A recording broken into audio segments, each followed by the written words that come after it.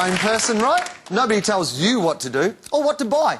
You just do it because you know that image is nothing. And oh, what a feeling that is. Welcome to How Do You Sell, the story behind why we buy what we buy. Each week we're going to look at the tactics advertisers use to persuade us to pick one brand over another.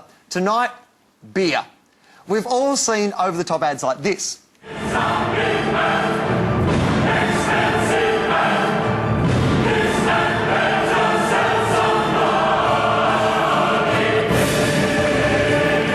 It's like the final battle from Braveheart if it was directed by Baz Luhrmann. Beer ads are often highly arty affairs for one key reason. There's a very strict code of conduct for alcohol advertising. Among other things, advertisers are not allowed to show people drinking excessively, show beer changing someone's mood, or promise that beer will bring you sexual success. So, Russell, how do you sell beer without mentioning any of its good bits? You know, that big ad, for advertising people, the big ad, it's a bit like JFK's death and Princess Diana's death. All of us remember the first time we saw it. And that's what's so fantastic about the beer market, because they actually give you, the client, they've got lots of money, and they give you lots of money just purely to entertain. I reckon the regulations protect us from ourselves. I remember seeing an ad for Southern Comfort. It was a massive billboard, and it had a product shot on the side, and it had 3 words next to it in the middle of a city: liquid panty remover.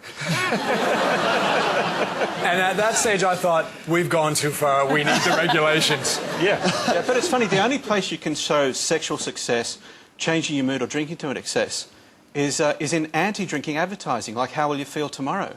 I mean, those ads would actually be a better ad for Tui's. How do you feel? You've screwed, you've spewed, you've changed your mood. How do you feel?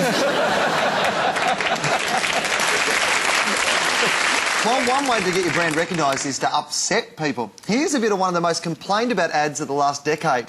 Satisfaction.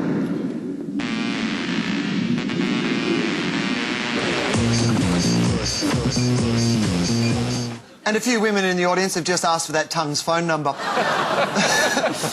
Most of the ad was CGI, but they did actually start with a real pig's tongue, and they pulled it across the floor using string. It's now a trophy at the offices of the agency. Todd, the tongue ad offended many people. From the client's point of view, how do you make sure it offends the right people? The client would be absolutely thrilled with that ad.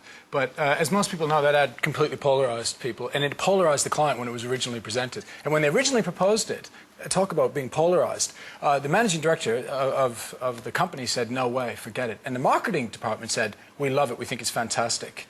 But I can understand the managing director, because the original idea was a man in jail, and his tongue gets out and goes to a strip club.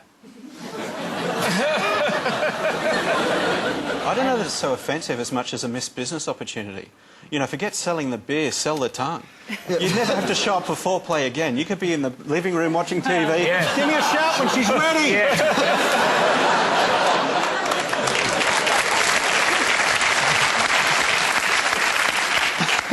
Though the big ad and the tongue are way out in left field, a lot of beer ads seem to be quite similar. For instance, I've noticed that most of them feature 4 blokes. Dee, is there a reason for that number? Absolutely. 1 bloke is an alcoholic, 2 blokes are gay. I don't know what the reason why not 3, but it's always 4 blokes.